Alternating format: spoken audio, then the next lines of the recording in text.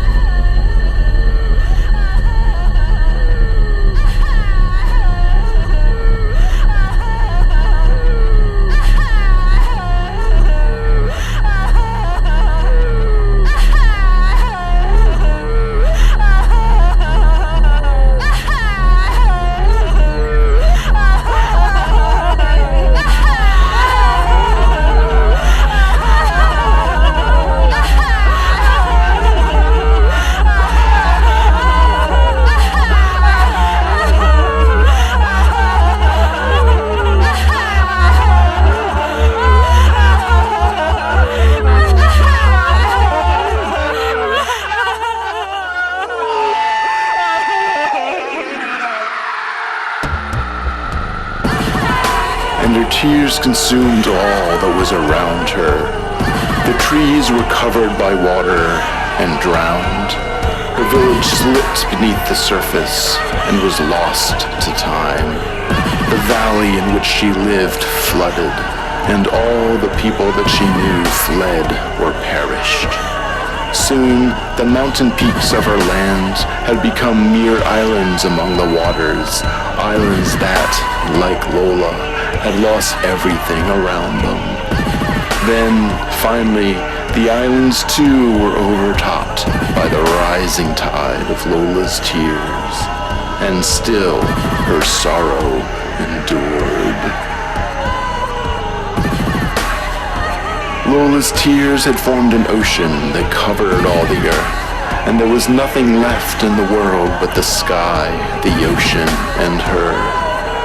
The sky did not speak to her, because Sky thought it best not to get involved, but Ocean saw her and did speak with her. Ocean said. Why have you created me with your tears? Lola answered. Because I grieve for my lost love. I understand, Ocean said. I will try to carry your sadness so that you do not have to. Am I large enough to hold all your grief? No, Lola replied, and kept on crying.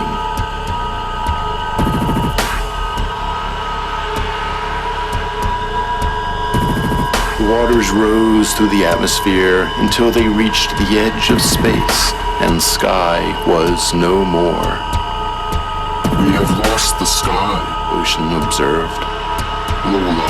Have you cried all your tears now? When will it be enough? it will never be enough. Said Lola, as the tears kept coming. The ocean fell silent and continued to rise until it filled the void of space and reached the moon.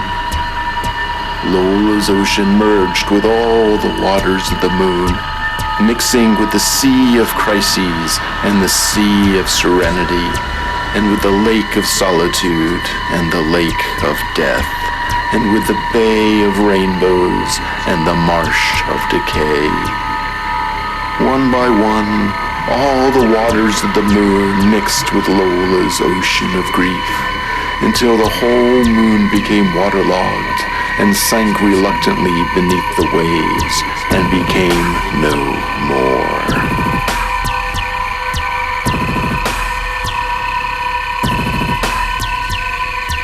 And still Lola cried, and still her ocean swelled until it reached all the way to the sun. And the sun put on a mighty battle for survival as the waters lapped its surface. The sun sent flares to boil away the ocean and to dry the tears on Lola's eyes. Sun and ocean battled for 1,000 years, but Lola's grief was inexhaustible, and still her waters came, until finally the sun was snuffed out and all fell into darkness. We have killed the sun, said Ocean. There is nothing left to measure your grief against, and nothing left for it to consume. Now am I finally large enough to carry all your sorrow? But Lola was too exhausted from her battle with the sun to answer. Her eyes closed, and the tears finally stopped, and she fell into a deep sleep. Unconscious, she sank beneath the waves that she herself had created. Down, Down, down she drifted, through the swells and the tides and the currents and the eddies. For years she slept, sinking ever deeper into the abyss of the ocean depths. Centuries passed, yet she did not wake even one time as she passed down through the sunless void. But then, finally, Lola bumped into a rock at the bottom of the sea and woke up. She could see that the rock was part of a field of small rolling hills, and she knew that these were all that were left, the mountains that had once towered over her village, but which had now been eroded down to foothills by the ceaseless action of her tears. She reached the muck that was all that remained of the forest that she had played in during happier times, and saw the crumbling foundations that marked where her village had once stood. Scattered among the ruins were fragments of bone, and these were all that were left of the people that she had known and loved. And Lola was surprised to discover that she could not remember the face of her beloved for whom she had cried, and she could not even remember his name, for she had slept so deeply, and so much time had passed, and her grief had so consumed her, that she could not hold his memory in her head. She swam among the ruins of the village to try and find the grave of her beloved, so that she could read his name and remember him. But the gravesite had eroded away and was forever lost to time, and all her village that had known him were long since dead. Lola then realized that she had destroyed the world and now could not understand why.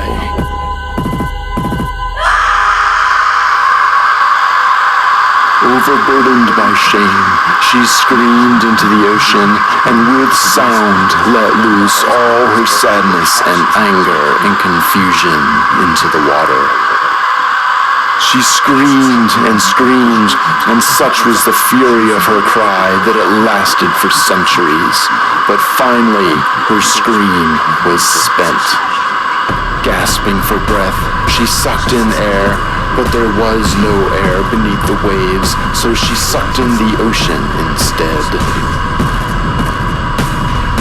And the ocean filled the void within her where once she held her love, and the waters were drained from the world until they receded from the moon and the mountains, leaving behind only dry, barren land.